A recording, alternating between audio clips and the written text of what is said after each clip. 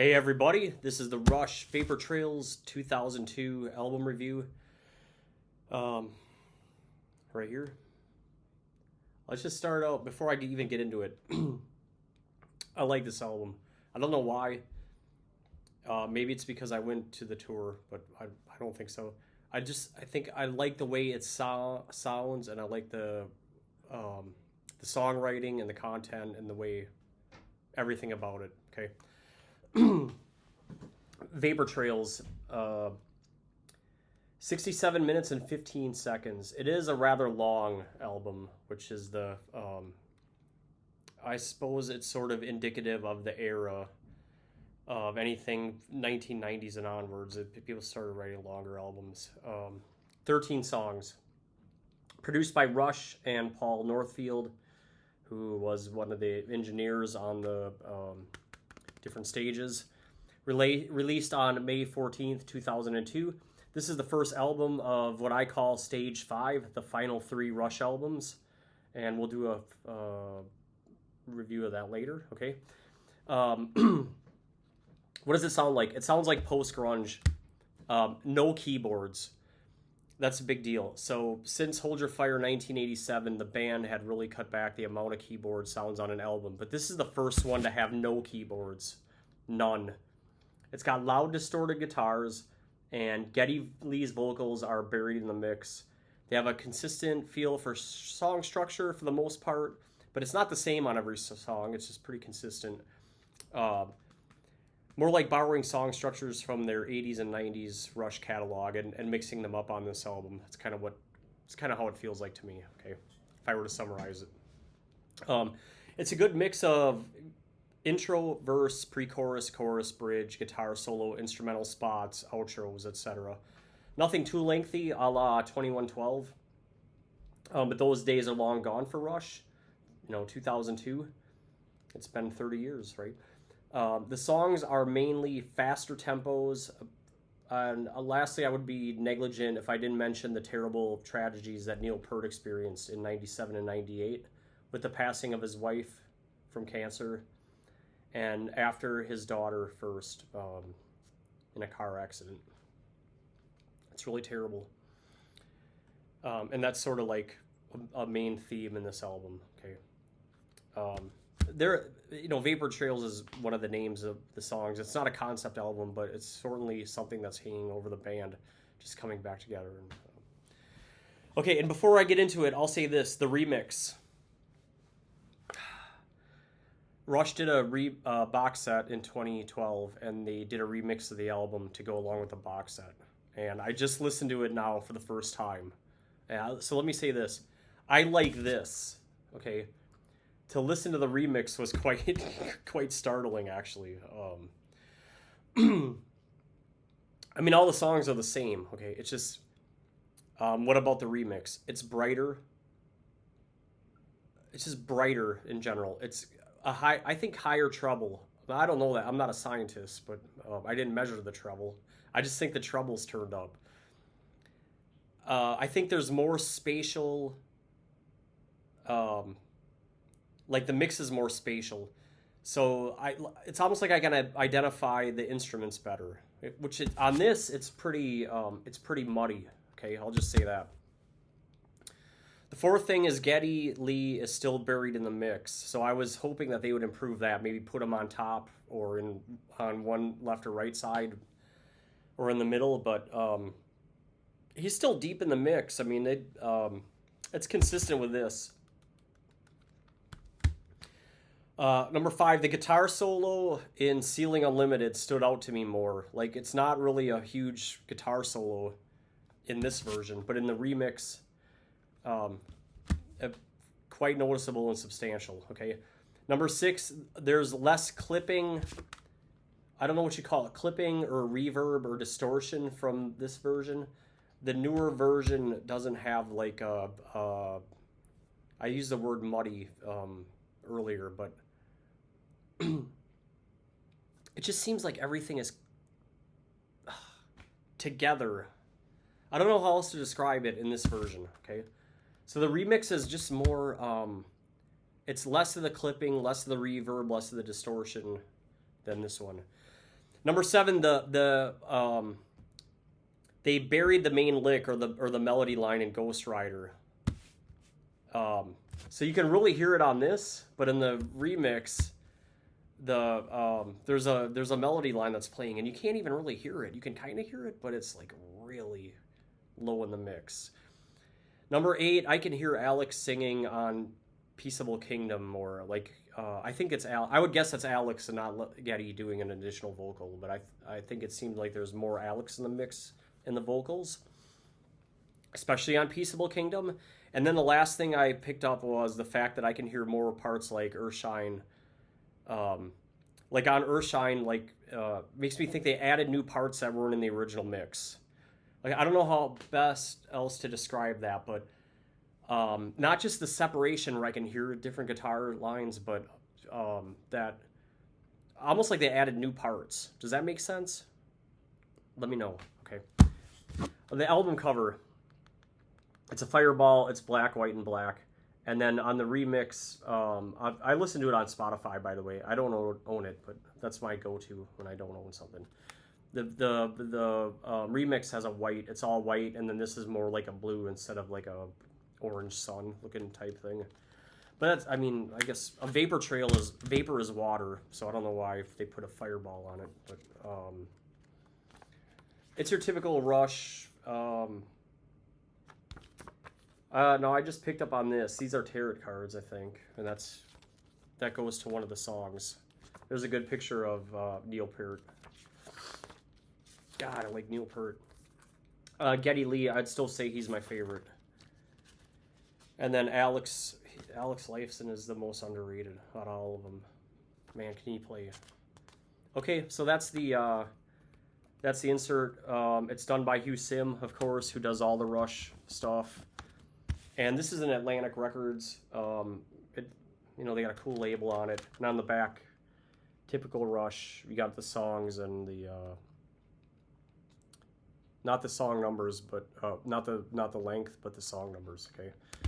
I just picked this up maybe last year or 2 years ago. I listened to it a lot, but of course I listened to it a lot this year. Holy cow.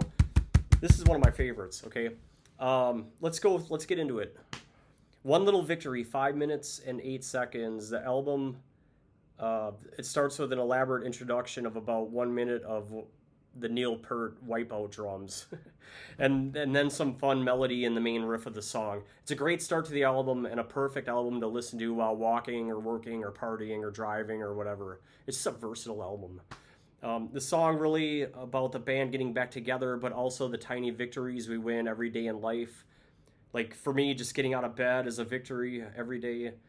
That's what this album means to me in this song. By the way, I never stop to celebrate anything other than birthdays and holidays, which is kind of bullshit. But that's why I think life is what it is, I guess. It's a bit dreary and mundane, but we have vapor trails. Just plow through life one day at a time. Okay, One Little Victory. The verse is 8 bars. This is the part where he's singing a certain measure. Or in the other verse, he's a certain degree. Okay, that's 8 bars. And then the chorus, celebrate the moment. Okay, and that's 10 bars. The bridge is 8 bars. When he's singing the One Little Victory line. One little victory. And then the guitar solo, there's none. But that is the early 2000s for you. Just go listen to Saint Anger. There's no guitar solos. Not uncommon for the time period. One Little Victory is in the key of E minor. It's 130 beats per minute. By the way, I should say this every video and I don't, but I'm not a musicologist or anything. I've just did band. Look at, I got Pink Floyd Pulse beeping behind me here. I just noticed that. I'm not a musicologist, but I can read music. And I know something about music, but not. I'm not a professional musician, but I do like to look at the scores if I can find them. It's key of E minor, and it's a 4/4 time that I didn't notice a time change. Verse, verse, chorus, verse, verse, verse, bridge, chorus, verse, outro. Outro is like the bridge. That's the song. It's a good start. Track 2 is Ceiling Unlimited, 5 minutes, 28 seconds. He's singing, these are Neil Peart's lyrics and Geddy Lee singing, clear skies, the weather is perfect, and you can't see the end of the day.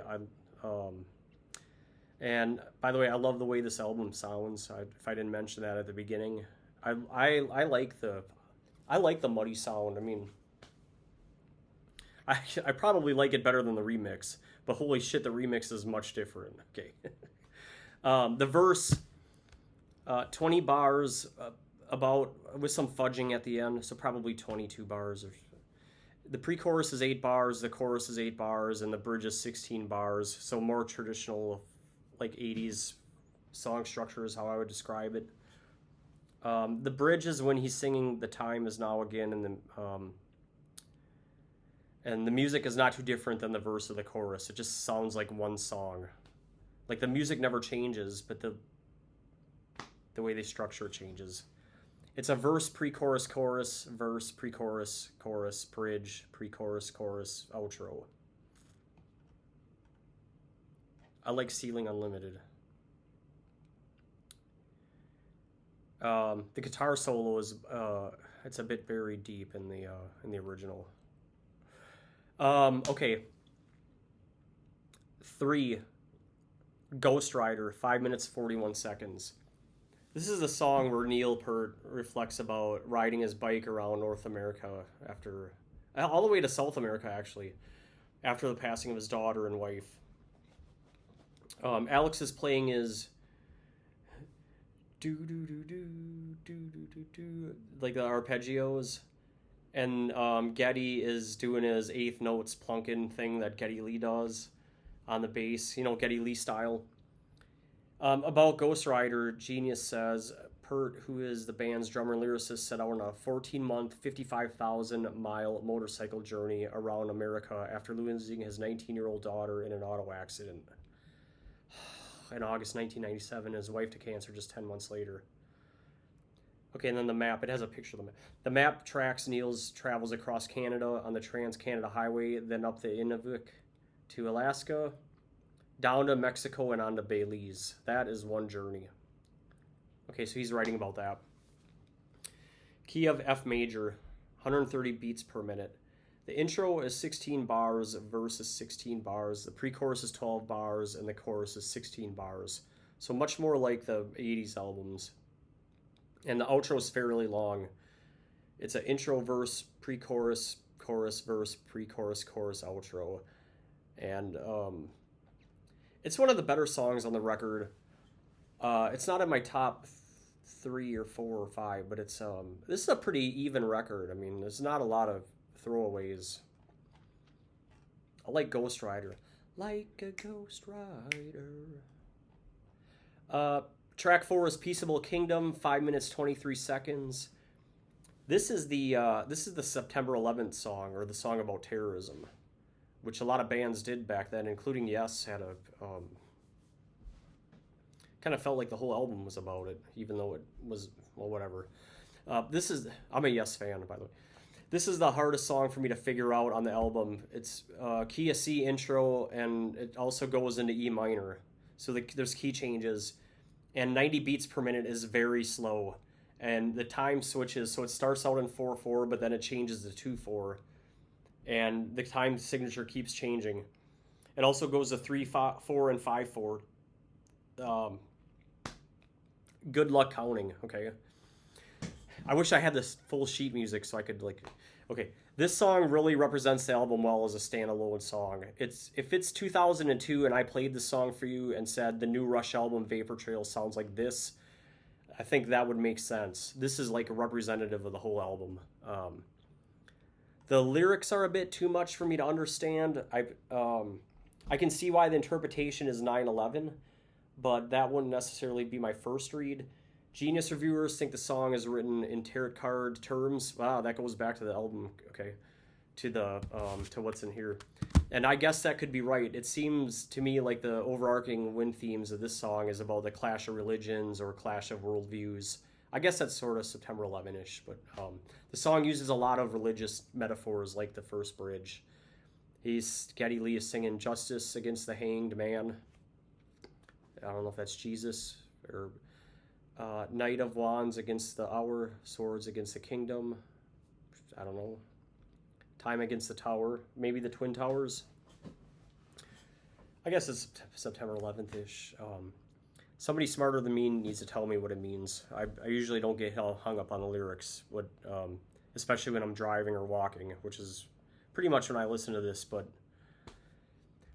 looking at the lyrics for the first time to analyze is that one is it's like in code. The intro is in C or A minor. I'm not sure if it's a minor. Okay, the verse is in key of C or A minor, and then the pre-chorus is in D major or B minor, based on the sheet music. The pre-chorus is 8 bars. The bridge is 8 bars, F sharp minor, based on the sheet music. I was looking at sheet music now for this one.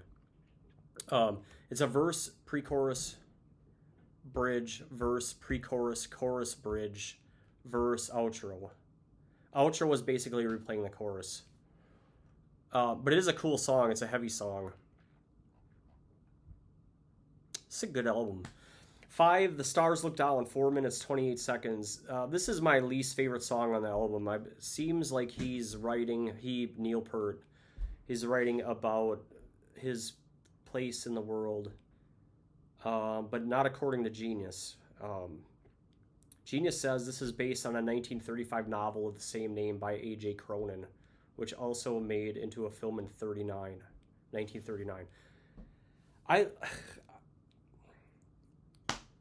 The first 100 times I heard the song, I just thought Neil Peart was singing about his experience of his wife and his daughter. And when he's singing, what is the meaning of this? Like he's asking God or something. I just don't love the song. I mean, I get what he's doing, but it's the key of B minor, 130 beats per minute.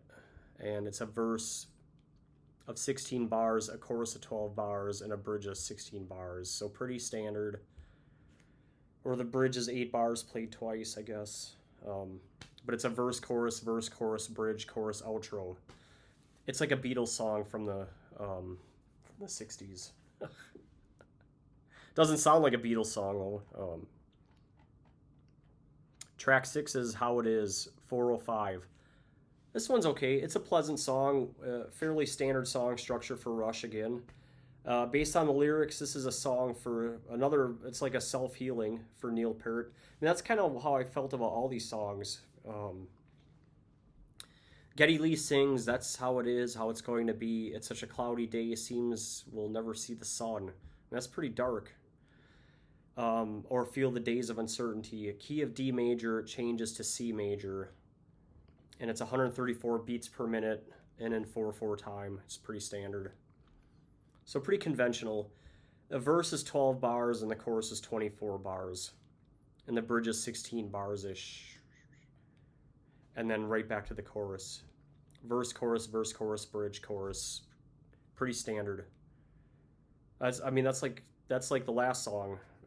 So maintaining the same chord, same song structure.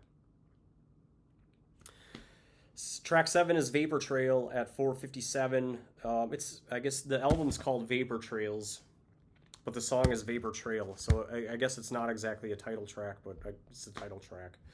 The album's starting to pick up pace again, and after this song it gets really good, but this is the beginning of the good coming back. Another standard song structure of just verse and choruses. Key of D major, 100 beats per minute, very slow tempo, 4/4 time. 28 bars in the intro. The verse is 16 bars. The chorus is 16 bars. And the guitar solo, nothing too earth-shattering from Alex. Just longer sustained notes that fit the music. Geddy Lee singing. So this is why I think it's a healing song. Horizon to horizon, memory written on the wind. washed away like footprints in the rain, swept away like voices in a hurricane, in a vapor trail. In a vapor trail. It's a cool song. Verse, chorus, instrumental break, outro. I guess the instrumental break is more like a guitar solo, but the outro is like the chorus. It's a good song. It's not a skip. If there's a skip on the album, it's The Stars Look Down. Okay, let's move on. We're getting long here. We're already at 20 minutes. Track 8 is Secret Touch, 6:34. A way out is a way in. A way out is a way, yeah. Dun dun dun dun dun dun dun. This is my favorite song on the album. Okay. This is the first of the 3 best tracks on the album, and they're right in a row. They're buried in the second half. So if you put in this CD and you didn't like it because you were listening to the first half, well, you missed out. Because the best tracks are in the second half. I'd guess based on the lyrics that this is another self-healing song for Neil, like therapeutic lyrics. God, I love that song. Key of G major, 4/4, 128 beats per minute. I'll say this: the keys are kind of all over the place, and if you're a lead singer in a rock band, especially in your is Geddy Lee in his 50s at this point, or late 40s? He's probably my age at this point, but you got to have a big range to be able to switch keys and have different songs in different keys and hit all the right notes. The intro is 8 bars. It's the verse is 16 bars, and the pre-chorus is 8 bars, and the chorus is 8 bars.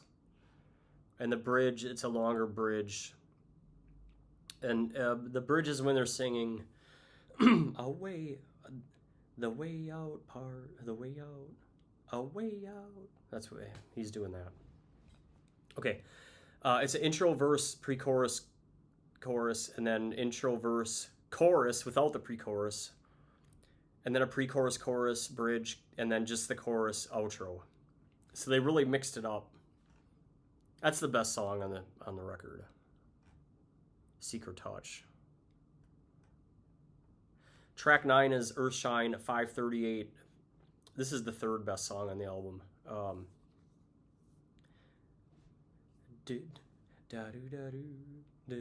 I'm trying to think. 1 second. That's Earthshine. Okay, I didn't want to screw that up because this is the 3rd best song on the album. To summarize what it says on Genius, the Earthshine is the light from the sun hitting the earth and showing the moon in the sky. It's how we can see some of the light directly from the sun bright, but then the Earthshine we can see the rest of the sun but dimmer. Does that make sense? These must be things that Neil experienced on his motorcycle trip. That's my best guess. It makes for a cool song. That's what he's singing about. That's what Geddy's singing about. It's a key of D major, 130 beats per minute, and it's 4/4, but it switches to 3/4 and 2/4 in the chorus, which is, impossible to count. But the chorus is in the key of E major. So the verses are in D major and the chorus is in E major. So again, Geddy Lee's got to be able to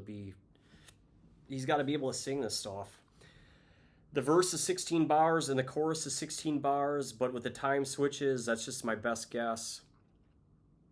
And it's a verse, chorus, verse, chorus, verse, chorus, outro. Simplest of all song structures. No bridge. I don't think there's a guitar solo either. Usually when there's one, I make note of it. 10 is Sweet Miracle, 3:40. This is my 2nd favorite song on the album. Good introduction with melodic bass and arpeggiated notes by Alex. Genius has information. It's Geddy Lee from Rockline, which is an old radio show that I used to listen to. May 13th, 2002. I think Sweet Miracle was the second song we wrote for the album. This came from the earliest parts of the writing sessions, and it just happened. The lyrics I felt were very moving, and the melody just came out. Of me. Sounds like Geddy wrote it. He wrote the music.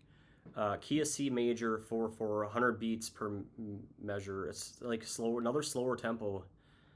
A verse of 10 bars, chorus of 8 bars. The chorus is when he's singing, oh, sweet miracle. Do, do, do, do, do, do, do, do, do, do. That's what the riff sounds like. And then the bridge is the 12 bars, and that's when he's singing the "Oh Salvation" line. It's a verse, chorus, bridge, verse, chorus. So very traditional. I mean, that could be a 60s Beatles song, too, based on structure. All right, 3 more tracks. Let's burn right through them. Nocturne, 4:49. Did I have a dream? Or did a dream have me? Okay, from Rockline, same day, Geddy Lee. Nocturne was one of the later songs that we wrote for the record after the break that we had. There was a group of about 5 or 6 songs that came from just a 2-week period of just what I would consider the best jams Alex and I ever had. Whew.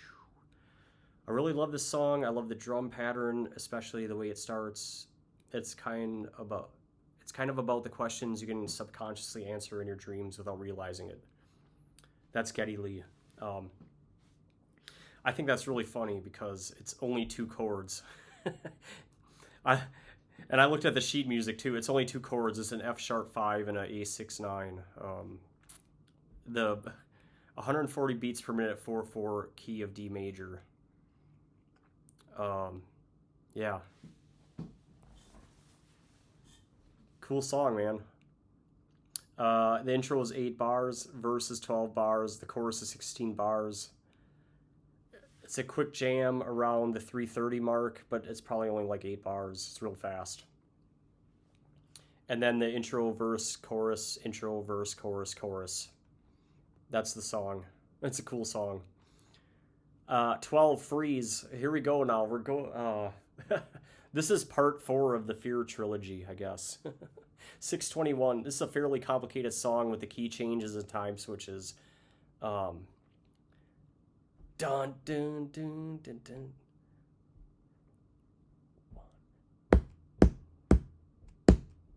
Da da da dun dun dun dun dun dun dun. That's kind of how it goes. Key of A major switches to D major, 138 beats per minute in the when he's singing "Coiled for the Spring." That's the bridge, and it's 4/4 time, and it switches to 5/4 time and a 6/4 time. The Menace Threatens, when he sings that then it switches to A major. Okay, so it goes back and forth from A major to D major. The verse is the part where he's singing "The city crouches screaming," and then the chorus is the part where he's singing "Sometimes I freeze until the light comes."